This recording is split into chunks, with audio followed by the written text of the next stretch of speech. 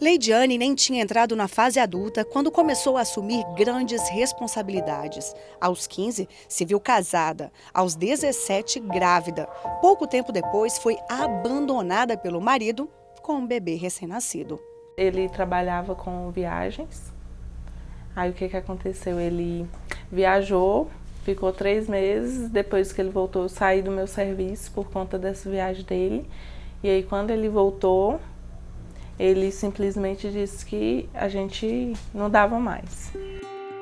O Brasil é o 4º colocado no ranking de países com maior número de jovens casando antes de completar 18 anos.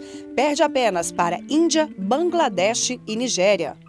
É um dado alarmante e que, na minha concepção, esse dado vem muitas vezes da questão da gravidez, da questão da sexualidade, que hoje começa mais cedo.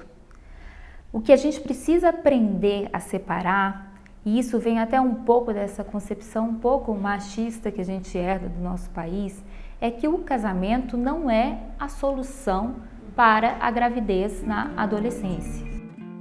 Um levantamento recente do Banco Mundial revela ainda que o Brasil é o líder na América Latina em casamentos de crianças e adolescentes. Hoje, quase 40% da população feminina se casa antes de alcançar a maioridade.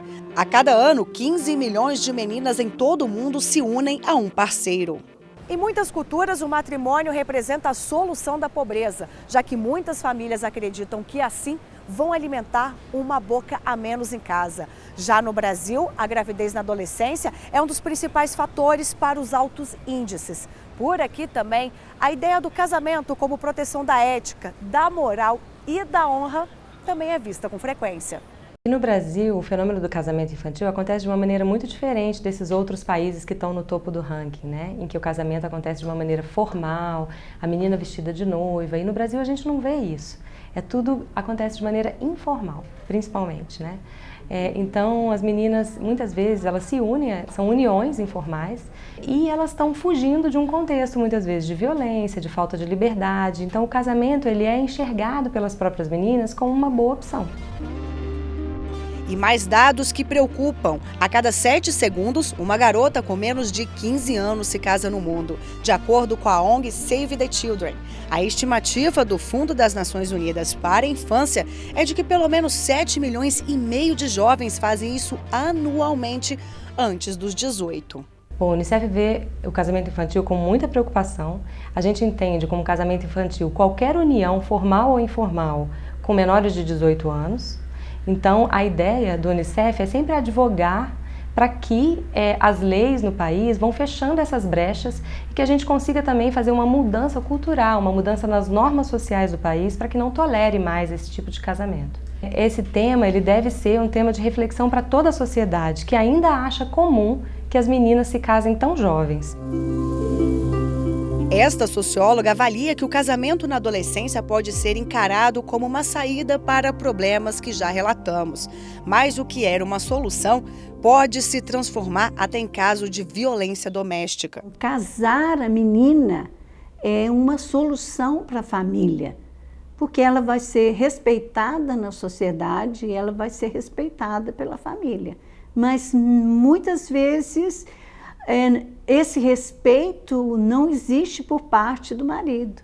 Ela vai ter aí uma violação dos direitos humanos, ela vai perder a liberdade, ela não vai poder ir à escola, não vai poder se desenvolver, assumir uma profissão e vai ter toda a sua vida tolhida em função desse casamento arranjado. Muitas famílias se organizam para casar as meninas, que é um casamento em que ela vai servir a um homem estranho. Ela vai ser empregada dele, ela vai ser uma escrava. Doutora Ana Carolina explica que o Código Civil e o Estatuto da Criança e do Adolescente regem o casamento de menores de idade. A legislação determina que antes dos 18, o jovem precisa ter autorização dos pais para isso. Até pouco tempo, o matrimônio de pessoas com menos de 16 anos também era permitido, com algumas particularidades. Mas essa realidade mudou com a sanção pelo presidente da República, Jair Bolsonaro, da lei que proíbe o casamento infantil. A mobilização se deve justamente por ser uma recomendação da ONU. Quando você assina ou incorpora um tratado internacional, você tem recomendações a seguir. Então isso ocasiona uma certa pressão e um certo medo. Mas o que para mim, na minha concepção, causou o aceleramento, a promulgação, vamos dizer assim, o sancionamento dessa lei, dessa mudança no artigo 1520 do Código Civil? Com certeza, a imagem negativa que esse índice veio a proporcionar no mundo com relação ao nosso país. Muda que agora permanece apenas uma das exceções, que é quando o adolescente tem 17 ou 18 anos e, com autorização dos pais, poderá contrair um matrimônio.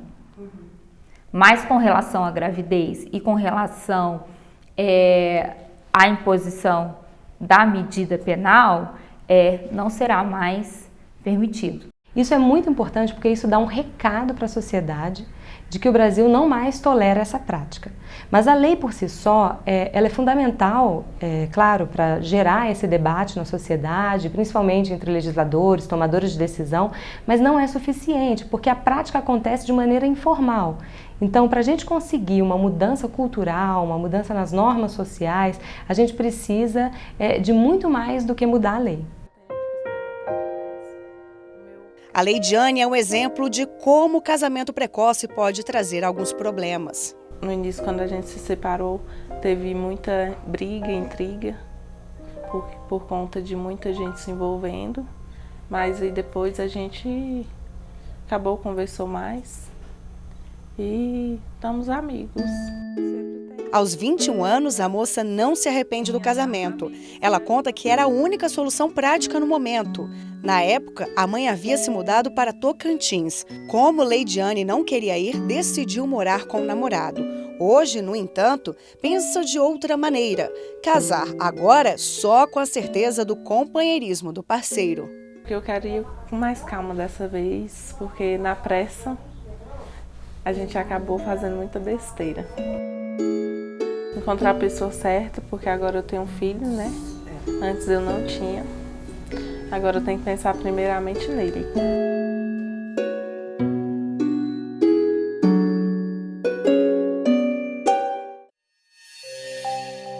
E veja no próximo bloco, a repórter Fernanda Mulaert vai mostrar que os casos de gravidez são mais comuns em áreas mais pobres do país. E mais, os riscos de uma gravidez na adolescência. O repórter Justiça volta já.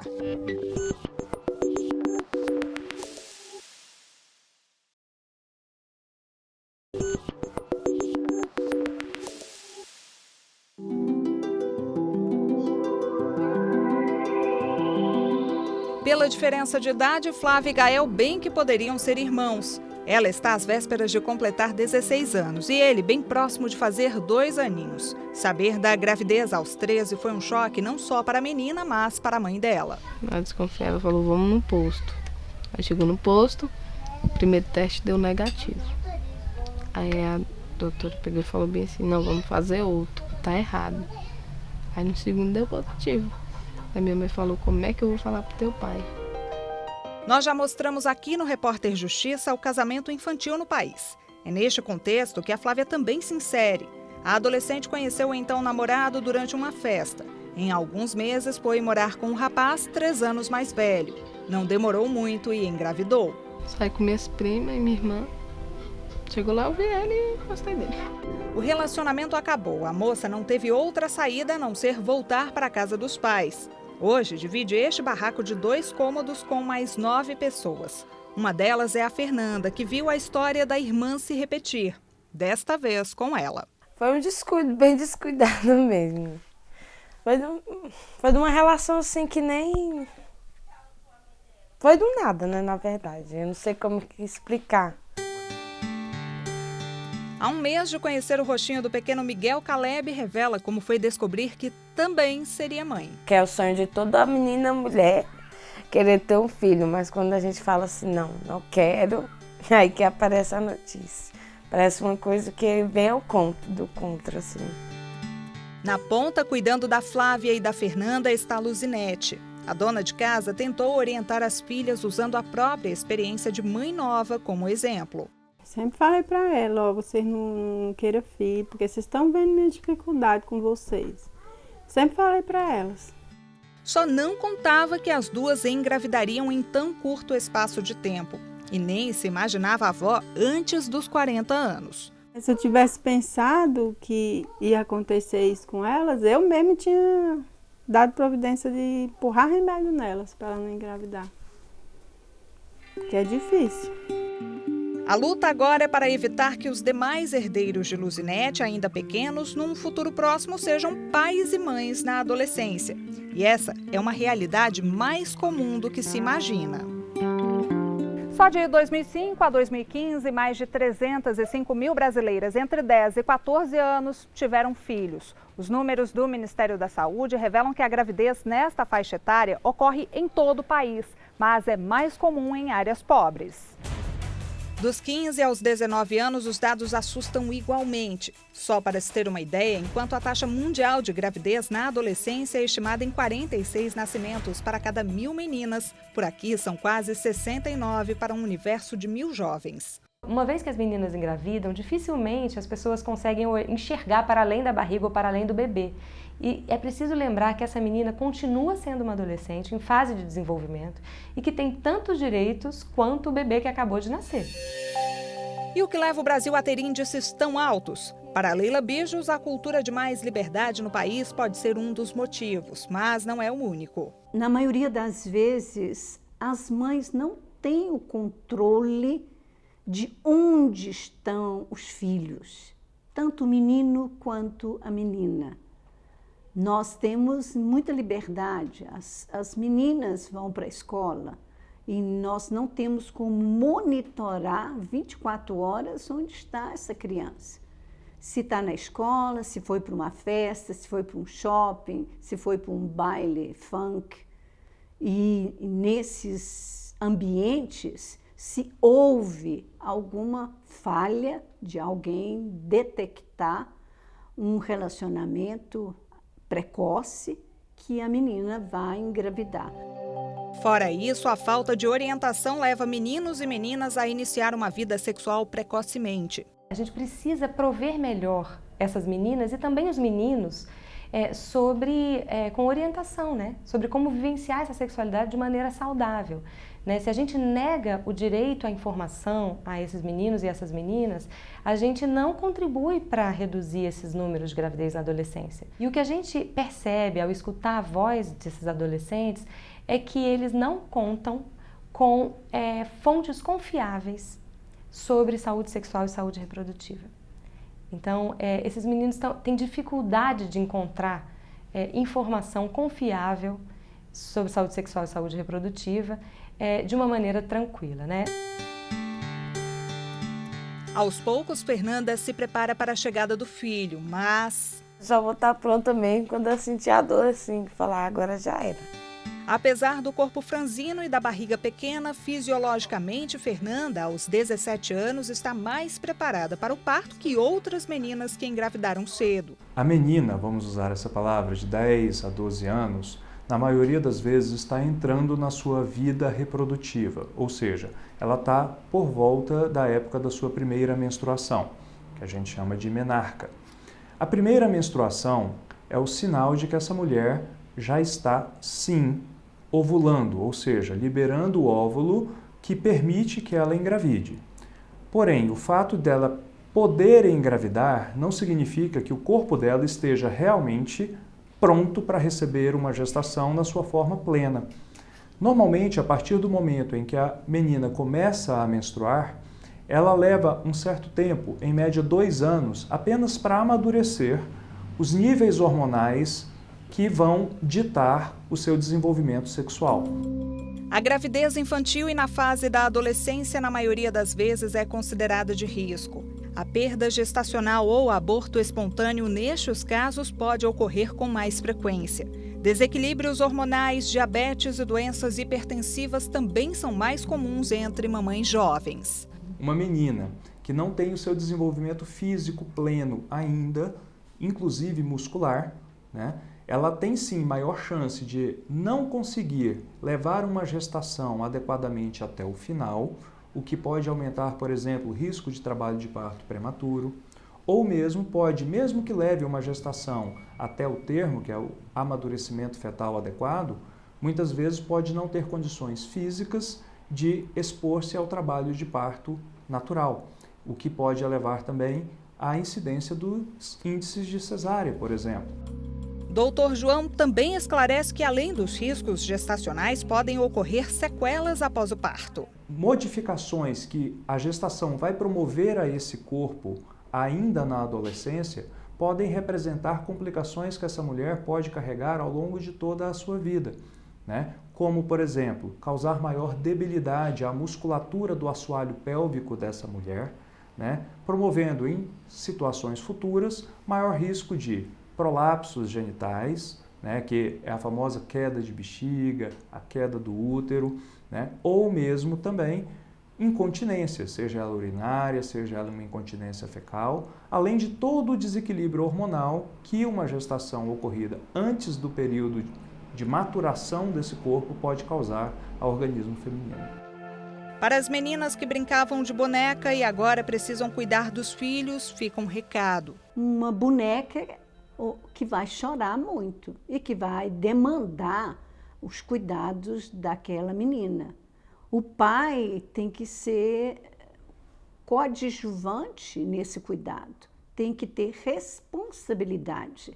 E essa criança, ela precisa da mãe, do aleitamento, e a mãe precisa também receber treinamento como cuidar de um bebê, como lavar, como levar para inspeções de saúde, vacinas, alimentação.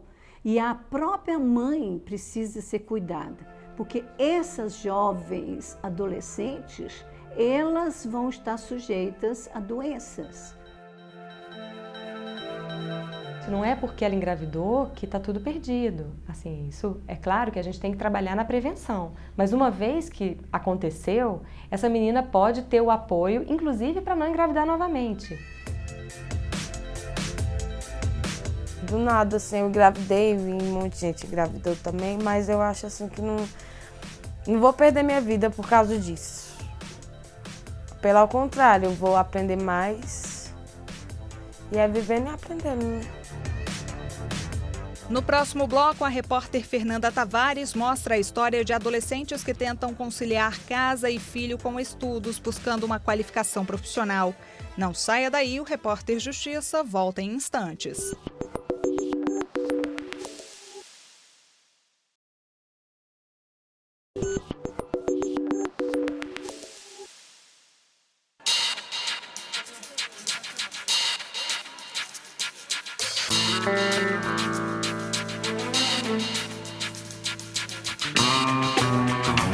Rayane namora desde os 12 anos. Hoje, aos 15, está grávida de 7 meses. Logo mais vai ter o desafio de criar e educar um filho. E detalhe, a notícia da gravidez não foi a única na casa dela. Eu comecei a passar muito mal. A primeira a saber foi minha mãe, né? E aí depois de muito tempo eu no hospital, nada se resolvia, a gente foi na UPA, público, né? Passamos muito tempo esperando, fez o exame de sangue. Aí o médico me deu, né, a oportunidade de escolher falar ou ele falar com ela. Eu preferi falar, mas aí na hora acabou que foi tudo de uma vez, eu estava com infecção intestinal também, então ela descobriu tudo junto. Na hora ela começou a chorar, foi aquele baque de mãe, né, que eu sou muito amiga da minha mãe, e ela grávida também, ela olhou para ele e falou: doutor, eu vou ser vó e mãe de uma vez, como é que eu vou fazer isso? Como é que eu vou aguentar tudo isso? As famílias de Rayane e do namorado foram essenciais nesse processo. Com a orientação dos pais, os adolescentes decidiram assumir um passo de cada vez. Primeiro, cuidar do bebê. Casamento só lá na frente. Casamento não. As mães já falaram, não teve filho, mas aí continua o namoro, a gente vai ajudando.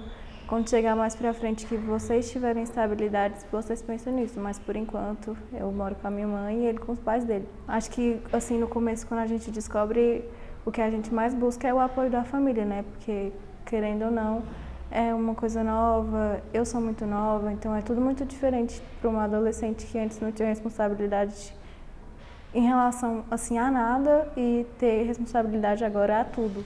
A Pesquisa Nacional por Amostra de Domicílios mostra que, no Brasil, 35% das meninas abandonam a escola porque se tornam mães. Esta, inclusive, é a terceira maior causa de evasão escolar. Rayane quer fugir dessa estatística. Decidiu que não vai largar os estudos. Eu estou pensando primeiro nos estudos, porque assim, depois que eu tiver meus estudos, a minha estabilidade com certeza está garantida, né? Porque para a gente ter uma estabilidade, a gente tem que ter estudo. Então, eu terminando o terceiro ano, eu quero continuar estudando. Talvez só daqui um ano eu faça faculdade, mas eu vou fazer concurso, aí cursinho, essas coisas. Continuar, não tem que parar a vida inteira, claro, tendo outras responsabilidades, mas não tem que parar a vida inteira e deixar tudo de lado, viver só aquele momento, eu tenho filho, eu tenho que largar tudo, porque hoje em dia não existe mais isso, né? Existem outras mil possibilidades de você crescer na vida criando uma criança. Já a Letícia não teve a mesma sorte. Grávida aos 15 anos, foi abandonada pelo namorado assim que ele soube da notícia. Letícia e Rayane estudam na mesma escola que fica em Sobradinho, cidade a 35 quilômetros de Brasília. Segundo a direção da escola, todos os anos cerca de 20 jovens engravidam e não voltam a estudar após a licença maternidade. Aqui nessa sala funcionava o Grêmio da escola, mas ela foi completamente transformada graças a doações. Nós temos aqui fogão, geladeira, freezer, micro-ondas e praticamente todos os utensílios de uma cozinha industrial. E para quê? Daqui nasceu o projeto Gerando Amor, para resolver uma situação muito séria que acontecia na escola, que era a evasão escolar das alunas grávidas. Foi aí que a professora e coordenadora Elisa decidiu mudar a história dessas adolescentes. Em um ano eu tive 9 alunas grávidas no mesmo ano. E eu fiquei muito preocupada com isso, porque seriam 9 alunas que estariam fora da escola naquele ano letivo. E aí eu tive a ideia de ensiná-las a fazer pão de mel para que elas pudessem se inserir no contexto da escola, sentir que a escola é um espaço dela, para elas não terem vergonha da gravidez. A gente trabalha no sentido de que uma vez que aconteceu, a gente vai trabalhar com o que já aconteceu. A gente trabalha também com a questão da sexualidade, a gente dá muita informação para que isso não aconteça. Letícia chegou a pensar em sair do colégio para procurar um emprego grávida, mas a coordenadora conversou com a mãe da jovem. Minha mãe me incentivou, porque algumas pessoas falaram com ela, aí falou que eu ia aprender a fazer algumas comidas, alguns doces, e que eu poderia vender também, e ganhar alguma renda com isso.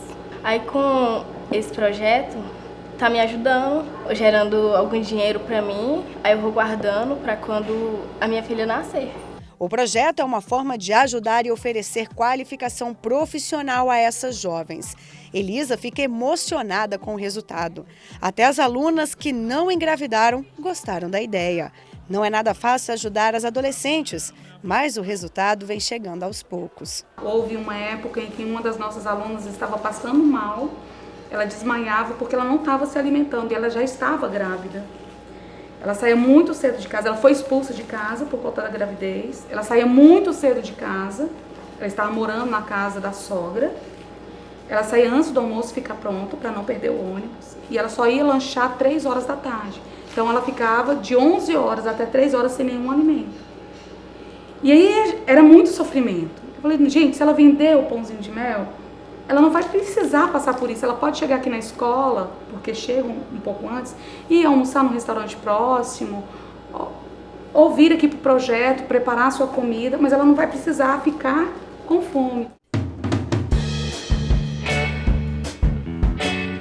Também no Distrito Federal, outro projeto ajuda adolescentes grávidas em situação de extrema vulnerabilidade. É o projeto Vira Vida, realizado pelo Serviço Nacional de Aprendizagem Industrial.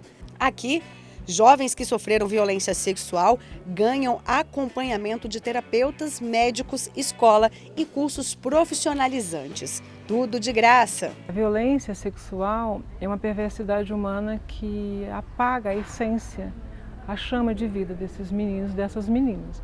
Porque além de todas as questões que envolvem a adolescência, né, essas dores, eles têm essa do abandono, da negligência, de quem deveria cuidar, abusou, de quem deveria amar, violentou.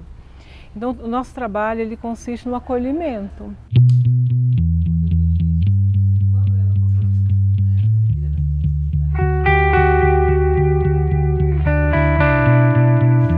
Esta adolescente, que prefere não mostrar o rosto, sofreu violência sexual do padrasto. A mãe demorou a acreditar na versão da filha. Ela diz que, por sorte, não engravidou. O projeto deu uma nova chance à menina, que hoje está prestes a concluir o ensino médio e já tem um emprego. Eu não tinha plano de fazer uma faculdade, eu não tinha objetivo na vida, mas agora eu tenho. Eu penso na faculdade que agora eu quero fazer, eu me empenho mais. A nossa trajetória com esses meninos, toda essa metodologia associada à qualificação profissional, à educação básica, o desenvolvimento humano com tudo isso que eu já te expliquei, do acolhimento, do entendimento da dor, desse sofrimento. Você tem alguém que te escuta, que entende essa dor, e aí, o que tu vai fazer com essa dor? E vamos trabalhando isso com ele nos 16 meses. E aí vem o empoderamento, aí vem a superação. Ele já revisita essa história de dor e sofrimento, já não mais com sofrimento, mas empoderado, resiliente, com uma enorme capacidade de dar a volta por cima. O Repórter Justiça fica por aqui, mas você pode rever este programa no nosso site, tvjustiça.jus.br. Acesse também o nosso canal no YouTube, TV Justiça Oficial. Quer sugerir uma pauta? Então anote aí o e-mail, reporterjustiça@stf.jus.br. Obrigada pela sua companhia e até mais.